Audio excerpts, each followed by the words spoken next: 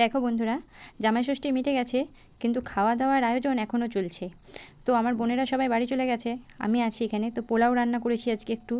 তো আমি আছি, মনা আছে, মনার মামাও আজকে বাড়িতে আছে, দেখতেই পাচ্ছ। তো পোলাও আর চিকেন রান্না হয়েছে।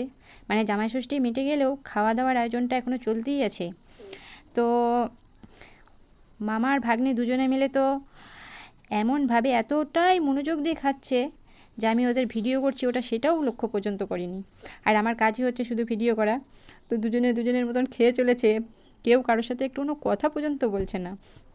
আর একটা অদ্ভুত ব্যাপার হচ্ছে যে আমাকেও কেউ খেতে বলছে না। কী কারণ এটা আমি বুঝতে পারছি না। ওরা নিজেদের মতন আছে, নিজেদের মতন খাচ্ছে যাচ্ছে, আর কেউ এতটুকু কথা পর্যন্ত বলছে না। আর আমার মাও দেখো ওইদিকে খেতে বসেছে, কিন্তু আমাকে খাওয়ার জন্য কেউ বলছে না। তো আমি কি করব?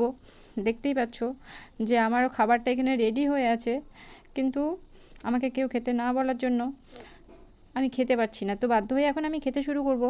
কিছু করার নেই, ওরা ওদের মতন খাক, আমিও খেয়ে নিই। তোমাদের সাথে পরে আবার কথা বলছি, এখনকার মতো টাটা।